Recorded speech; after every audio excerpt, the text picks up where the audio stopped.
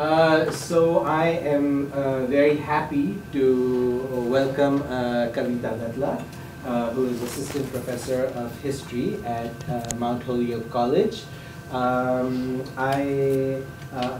a year ago, I read Kavita's article, which came out in Modern Asian Studies, on Urdu language politics in India. And I read the article and I did a Google search on Kavita because I was so impressed with this. It's one of the best things written about Urdu, not only in English, but about Urdu period, because she focuses on issues of minorities, issues of language politics at a very crucial point in South Asian history, sort of in the teens, 20s and 30s. And the sort of command she has over her sources, over her theory is quite impressive. And although she focuses on an area from which both of us come, and several students here, Hyderabad, the sort of implications that her work has are implications that sort of transcend any particular region. Because she's really addressing issues of sort of global import when she raises issues of minorities and subjectification and language politics, literary politics, canon formation. So it's exciting stuff. Her book will come out very soon, and those of you who are in my flagship class as well, in my study abroad program, her article was mandatory reading. So next year, those of you who will be in India, when it comes to Urdu politics, and Osmania University, sort of the first university, first vernacular medium university in South Asia, where Urdu was the medium of instruction for more than 2 decades. When it comes to sort of talking about those areas, those issues, Kavita's work is really important.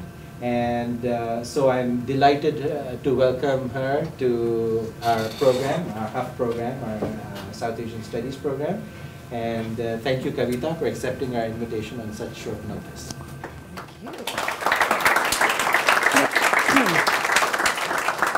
I am delighted to be here. Akbar, that is a very, very, very generous introduction. I only hope that I can live up to some of what Akbar has said. But I'm also thankful to all of you for coming here on a beautiful Austin afternoon, coming inside to hear about Urdu language politics. So in appreciation of that, I will just get on with the businesses at hand so you can go back outside.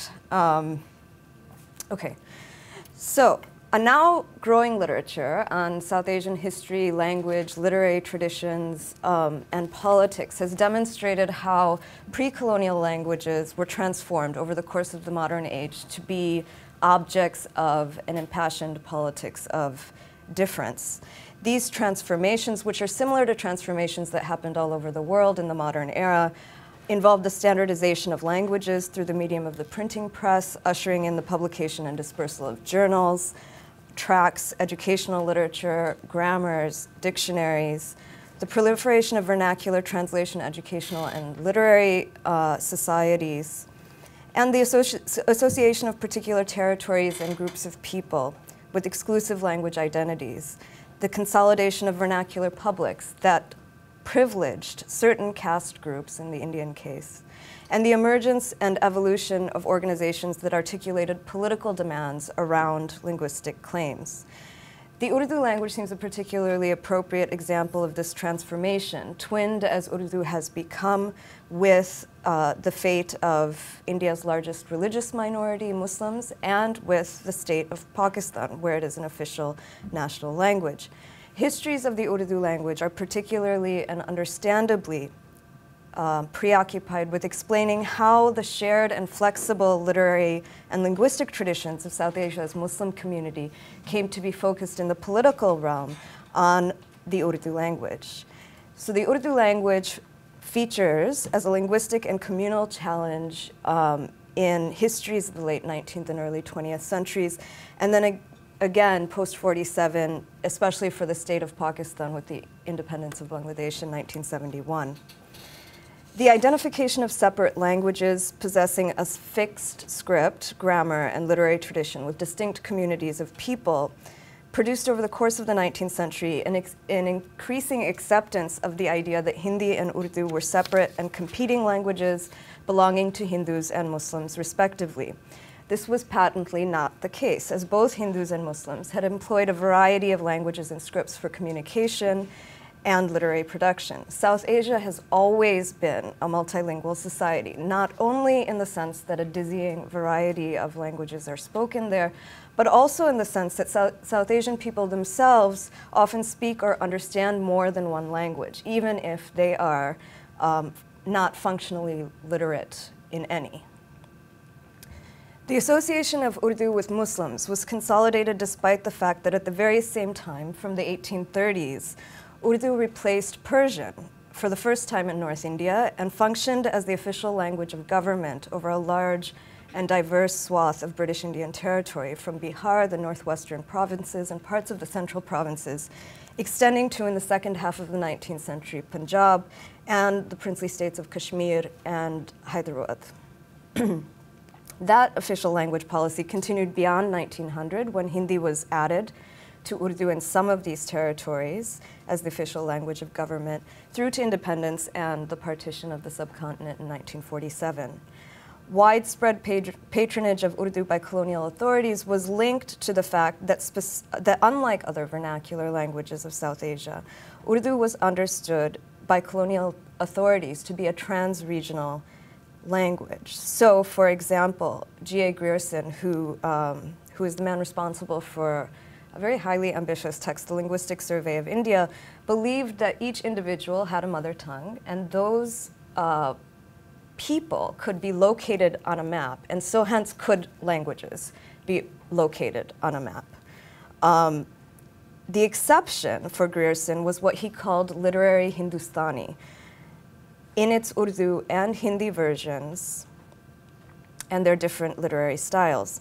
In other words, it was in the colonial period that out of a variety of dialects, literary styles, and scripts, we were bequeathed the notion that stays with us until today that Hindi and Urdu were in fact one language, mutually intelligible when spoken, but different in their literary manifestations, comprising of a literary vocabulary that was Sanskritized and therefore more Hindu in the case of Hindi, and Arabicized and Persianized and therefore more Muslim in the case of Urdu. A great deal of energy has been spent by historians, literary critics, and writers in the 20th century trying to understand how and why this divide between Hindi and Urdu was produced, and how Hindi became a Hindu language and Urdu became a Muslim language. Despite the fact that Urdu was patronized over a large and scattered territory, studies of the Urdu language have been curiously focused almost exclusively on North India, with notable exceptions to this trend, of course, being present in this room. Today, I'd like to shift our understanding of the formation of the Urdu language from its geographical heartland in North India to discussions that took place in the heart of the Deccan. At nearly 83,000 square miles, that's larger than present-day Bangladesh, stretched over the center of peninsular India, with a population at independence of 16 million.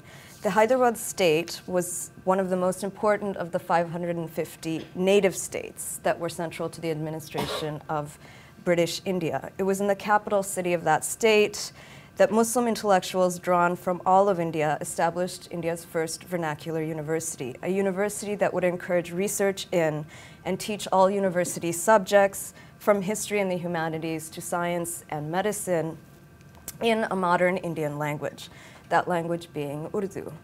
This was a significant departure from the educational system as it had been founded by the British, where English was almost exclusively the language of from various quarters of the country to English education. And specifically, the question was whether an English education could deliver democratic and intellectual transformation in a country where most people were uneducated.